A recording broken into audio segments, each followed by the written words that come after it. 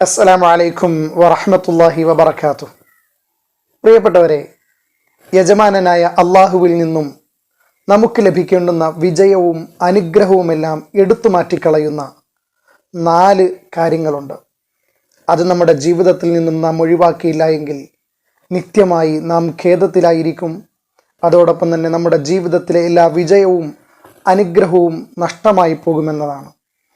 അതിലൊന്നാമത്തേത്, ഒരു പ്രയോജനവുമില്ലാതെ ഉറക്കമൊഴിയുക എന്ന് പറഞ്ഞാൽ ഒരു ആവശ്യവുമില്ലാതെ വെറുതെ ഉറക്കമൊഴിഞ്ഞു കളഞ്ഞാൽ, നമസ്കാരത്തിലോ ഇബാദത്തുകളിലോ ദിക്റുകളിലോ ഏർപ്പെടാതെ നാം ഉറക്കമൊഴിഞ്ഞു കളഞ്ഞാൽ തീർച്ചയായും നമുക്കത് നഷ്ടമാണ്.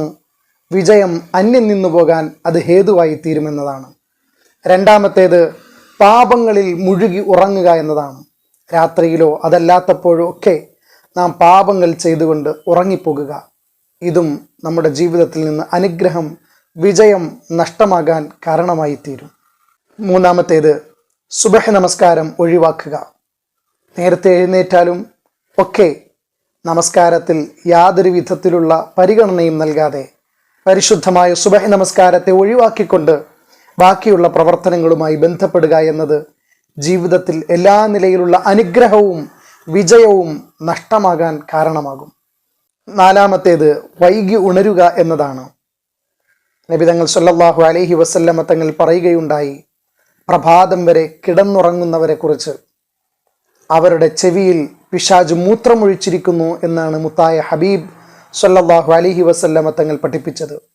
ആയതിനാൽ പ്രഭാതത്തിൽ തന്നെ സുബഹ് നമസ്കാരത്തിന് വേണ്ടി നാം എഴുന്നേൽക്കുന്നവരാകണം. നാഥനായ റബ്ബ് അനുഗ്രഹവും വിജയവും അതോടൊപ്പം തന്നെ ഉയർച്ചയും ലഭിക്കുന്ന നല്ല പ്രവർത്തനങ്ങളുമായി ബന്ധപ്പെടുന്ന സ്വാലിഹീങ്ങളിൽ അള്ളാഹു നമ്മളെയും നാമുമായി ബന്ധപ്പെട്ടവരെയൊക്കെയും ഉൾപ്പെടുത്തി അനുഗ്രഹിക്കട്ടെ. ആമീൻ. അസ്സലാമു അലൈക്കും വറഹ്മത്തുള്ളാഹി വബറകാതുഹു.